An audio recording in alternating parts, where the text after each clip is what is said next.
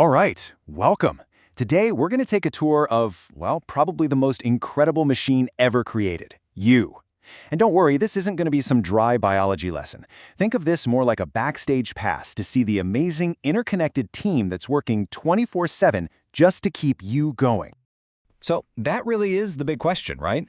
How do literally billions of tiny individual cells all manage to work together to create, well, you? Because our bodies aren't just some random bag of parts. No way. They're more like a perfectly coordinated symphony. So how in the world do they pull it off? Well, the secret, in one word, is teamwork. See, your body is organized into these specialized systems. Each one has its own specific job, but, and this is the key part, they're all completely dependent on each other. They're in constant communication, all working together in this just beautiful, complex network. All right, so let's get into it. The best way to understand this team is to kind of build our body from the ground up. And you know, every great structure has to start with a solid foundation, a solid framework. And here it is, the skeletal system. This is our internal scaffolding, right? It's all our bones and connective tissues, and it's what gives our body its basic shape and structure. I mean, without it, we'd pretty much just be puddles on the floor. Not a good look. But it does so much more than just hold you up. Yeah, okay, its number one job is support, for sure. But it also acts like a suit of armor, protecting all those vital organs. We're talking your brain, your heart, your lungs. And then there's its third job, which is absolutely crucial. Deep inside the bone marrow, it's a non-stop factory, cranking out the red blood cells that carry oxygen to literally everywhere in your body. So a sturdy frame is great and all, but it can't move on its own, right? It's just static. To actually get anywhere or do anything, that framework needs some power. It needs engines. And yep, you guessed it, those engines are our muscles. But what's really interesting is that not all muscles are the same. You've got your skeletal muscles, those are the ones you consciously control, when you decide to walk or lift something. But then you have smooth and cardiac muscles. These guys work automatically. You don't have to sit there and think, okay, time to digest lunch, or hey, heart, don't forget to beat. Nope, they just do their thing. It's pretty amazing. Okay, so we've got a frame and we've got engines. But how do the engines know when to fire up? How do the muscles know when to move? And how does any part of the body know what the other parts are doing? Well, for that, you need a command and control center. And that's where the nervous system comes in. I mean, think of it like the body's super fast internet, its telephone network, and its main computer all rolled into one. It's this incredible web of nerves that sends information flying at lightning speed, coordinating every single thing you do, think, and feel. Now, this whole network is basically split into two main parts. First, you've got the central nervous system, the CNS. That's the mainframe, right? Your brain and spinal cord. It's where all the big decisions get made.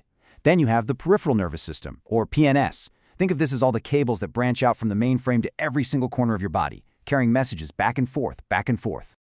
And here's how that communication actually works. It's a constant two-way street. Your sensory nerves are sending information to the brain. Stuff like, hey, this stove is hot. Your brain gets that message, processes it instantly, and then sends a command back out from the brain through your motor nerves, screaming, pull your hand away. Okay, so let's recap. Our body is built, it can move, and it can think. That's awesome. But all that activity, it burns a ton of energy. So it needs fuel, it needs oxygen, and it needs a really sophisticated plumbing system to get all that good stuff where it needs to go. And fueling this whole machine, it all starts with something super simple, just taking a breath. That's the respiratory system at work. Your lungs are the gateway, bringing in that essential oxygen, the one thing that every single cell in your body is screaming for to create energy. But wait a second. How does that oxygen get from your lungs all the way down to, a cell in your pinky toe? Well, that's where the circulatory system comes in. Just picture a massive highway network running through your entire body. And at the center of it all is your heart, this incredibly powerful pump that just never stops, pushing that oxygen-rich blood everywhere it needs to go. And this highway system, it basically has two types of roads. You've got arteries. Think of those as the freeways, heading away from the heart, carrying all that fresh, oxygen-rich blood. Then, after the cells have used up the oxygen, you've got the veins. They're the return trip, carrying all the used-up blood and waste products back to the heart and lungs to get a refill and start the whole trip over again.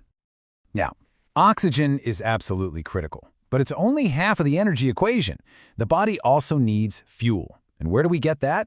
From the food we eat, of course. That's the digestive system's job. It's like the body's own personal refinery, breaking down everything you eat into simple, usable nutrients that the circulatory system can then pick up and deliver to your cells as pure energy. And get this is wild. The entire digestive tract, from the moment food enters to the moment it leaves, is about 35 feet long. 35 feet! That's taller than a 2-story house all coiled up inside you. It's just an absolutely incredible journey for your food to become your fuel. All right, so we've built the structure, we've wired it up with the communication network, and we've given it fuel and plumbing. What's left? Well, we need to wrap it all up. We need some armor to hold it all together and protect this incredible machine from the outside world. And what I'm talking about is your skin. The technical name is the integumentary system, but we'll just stick with skin. And let me tell you, it is so much more than just a waterproof covering. Your skin is actually the body's largest organ, and it's this dynamic, living shield that has some seriously important jobs. First off, it's your bodyguard. It's a barrier that protects you from all the nasty stuff out there, bacteria, viruses, you name it. Second, it's your personal thermostat. It helps keep your body temperature just right, by making you sweat when you're hot or keeping warmth in when you're cold. And finally, it's a huge information hub. It's packed with sensors that are constantly telling your nervous system about everything: touch, pain, hot, cold, all of it. So, okay, we've looked at all these systems one by one. But the real magic, the truly mind-blowing part, is how they all work together. How they coordinate everything perfectly, seamlessly, in a split second, without you ever having to think about it. Just think about a simple reflex, like accidentally touching a hot pan. In that one instant, what happens? Your skin sensors fire off a warning. The nervous system zaps that message to your brain. Your brain immediately commands your muscles to contract. Your skeleton provides the framework for that movement, pulling your hand away. Your heart probably even starts beating a little faster as the circulatory system ramps up. All of that, it happens in less time than it takes to blink. It's a perfect symphony of teamwork.